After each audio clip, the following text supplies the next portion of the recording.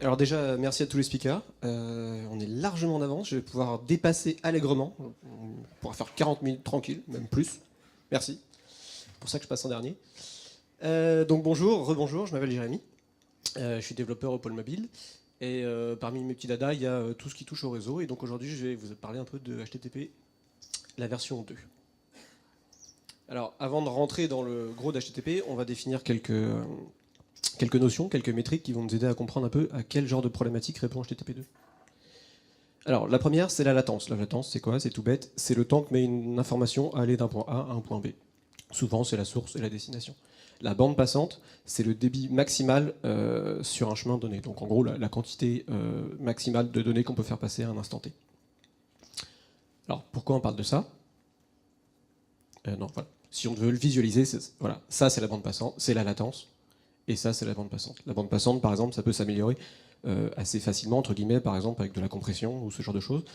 La latence, c'est toujours un peu plus compliqué.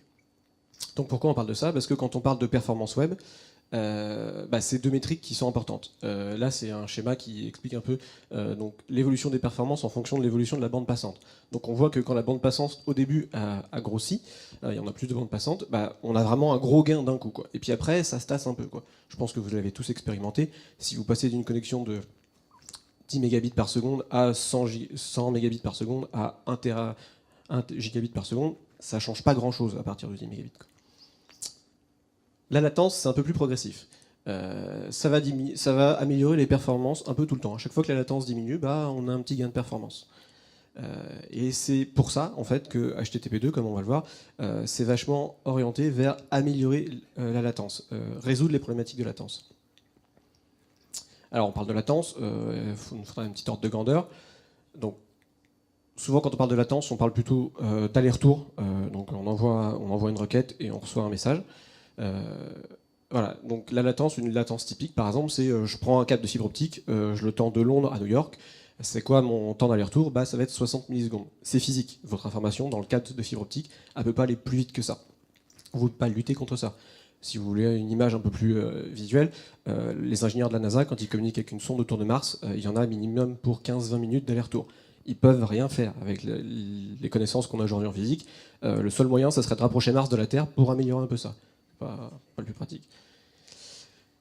Sur mobile, c'est un peu plus compliqué parce que votre médium, c'est l'air et la bande de fréquence dans laquelle vous communiquez, et vous vous battez un petit peu avec tout le monde pour y accéder.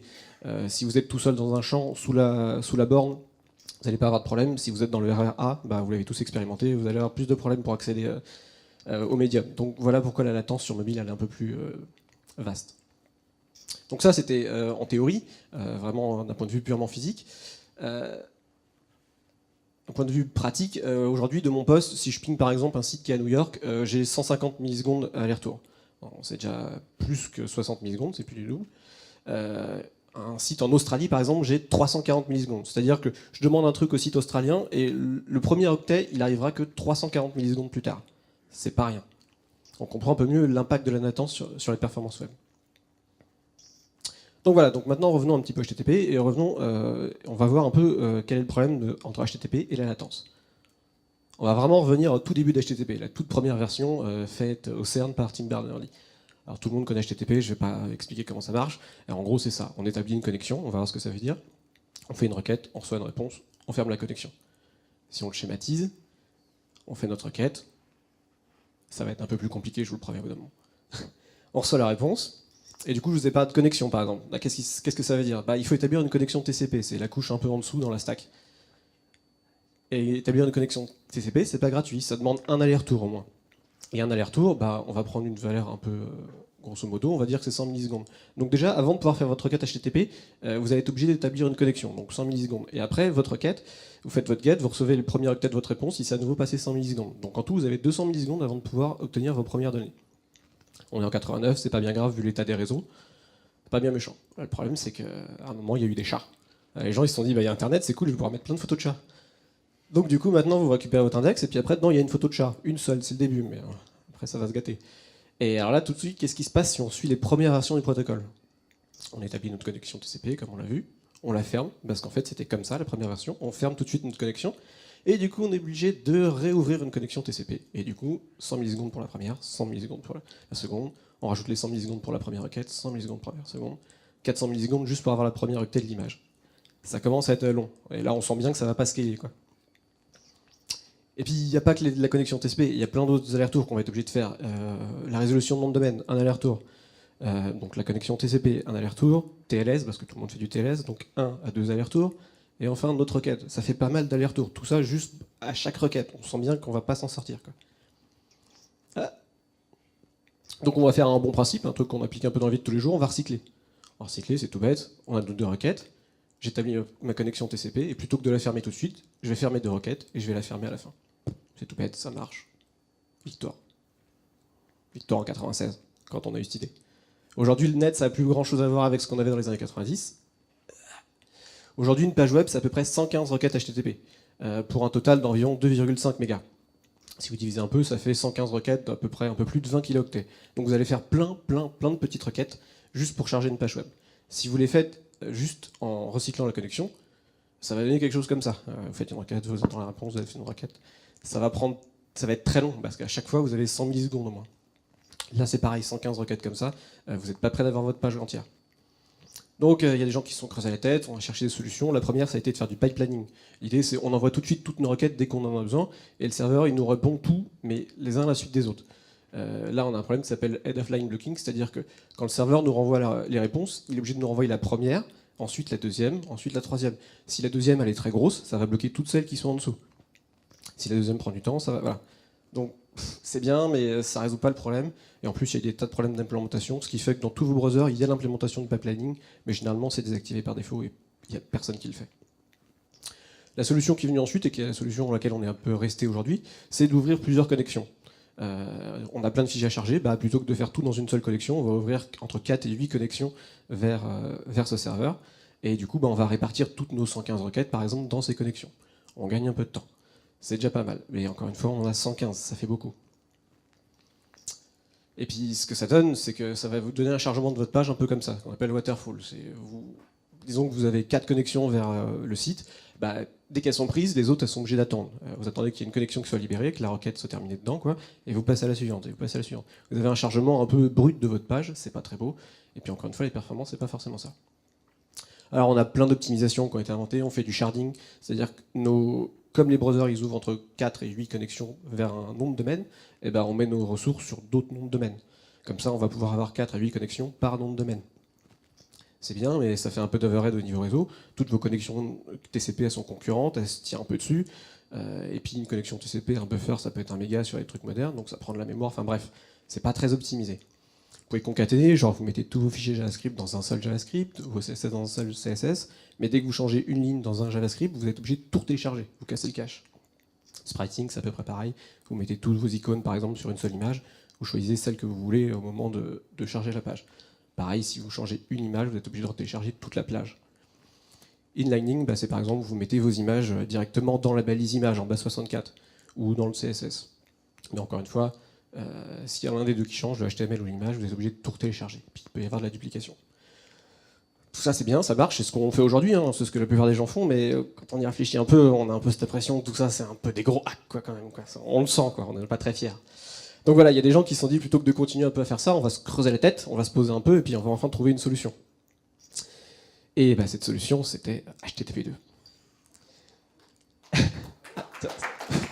C'est pas moi, c'est Keynote. Hein. C'était pas ça de la slide. Donc, c'est pas sorti nulle part, c'est basé sur Speedy, qui était une expérimentation de Google, qui eux très tôt se sont rendus compte que voilà, avec tout ce qu'ils ont comme serveur, ça va pas scaler bien. Donc ils ont commencé à inventer un nouveau protocole, ils ont commencé à tester un peu avec, et quand les gars du W3C se sont dit tiens on va faire une nouvelle version d'HTTP, en fait ils ont repris l'aspect de Speedy, et ils se sont basés dessus quasiment à l'identique. Et après ils ont itéré. Speedy a évolué à côté pour expérimenter des choses qui sont ensuite retrouvées dans l'aspect d'HTTP2, mais voilà, c'est basé là-dessus.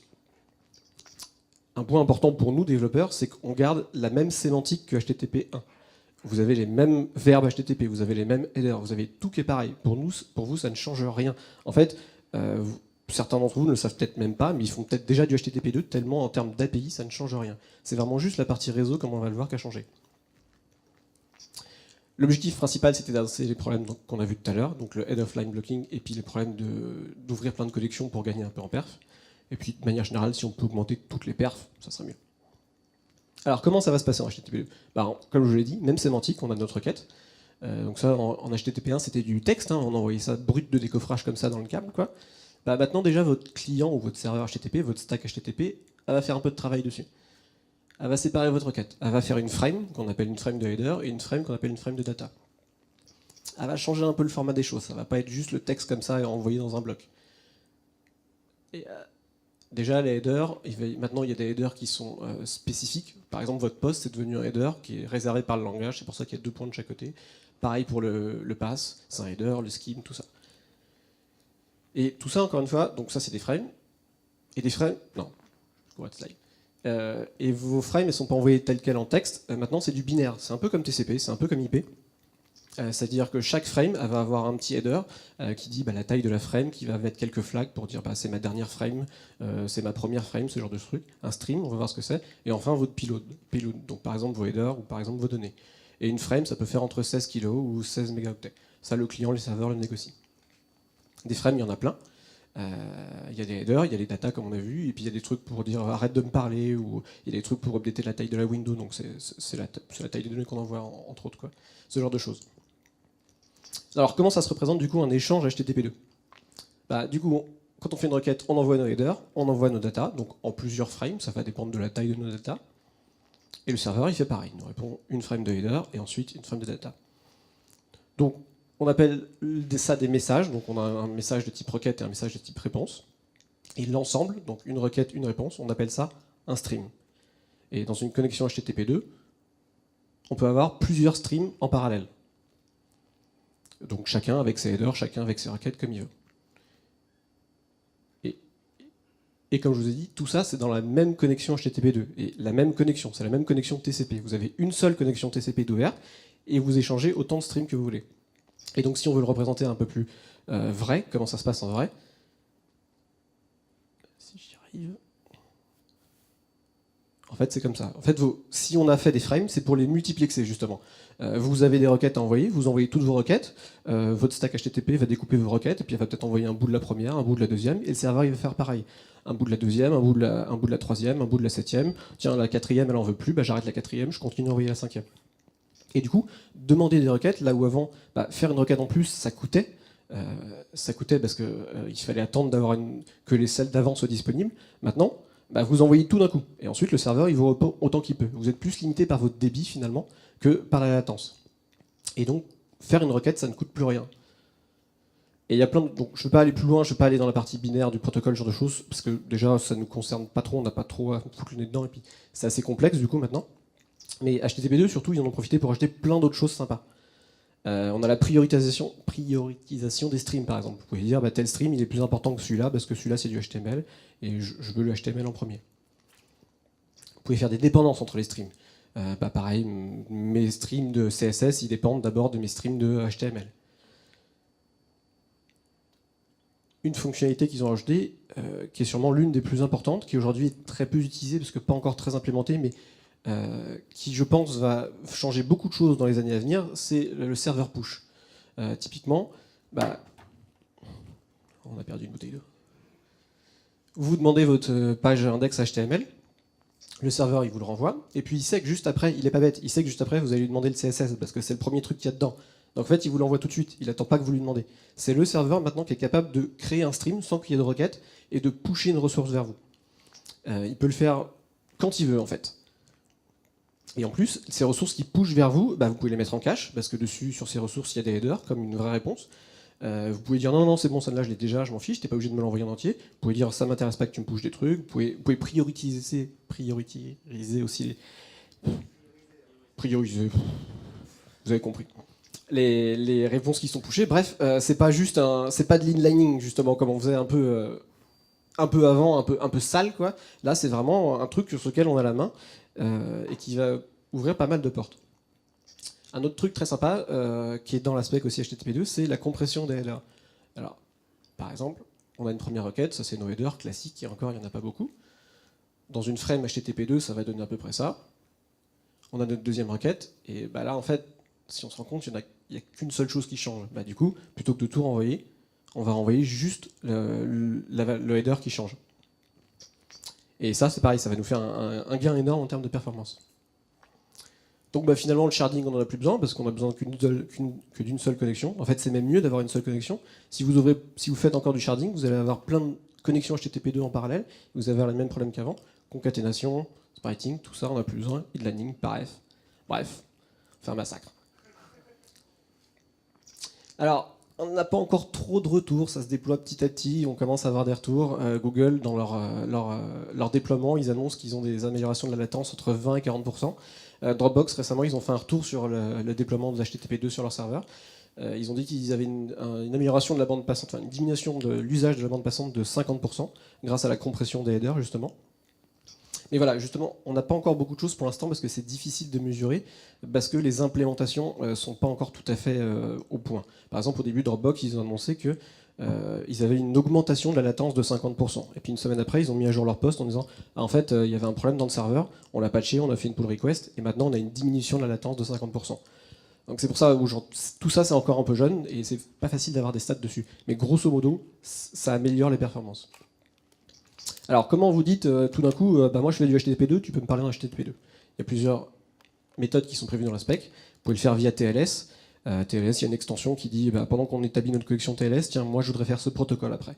Vous pouvez aussi le faire parce que vous savez qu'il fait du HTTP2, parce que vous avez déjà discuté en HTTP2. Vous pouvez le faire avec tout un système de header, d'upgrade, un peu comme WebSocket pour ceux qui connaissent. En vrai, vous allez juste faire la première, parce que tous les navigateurs aujourd'hui, et même la plupart des librairies, n'ont implémenté le HTTP2 que par-dessus du TLS.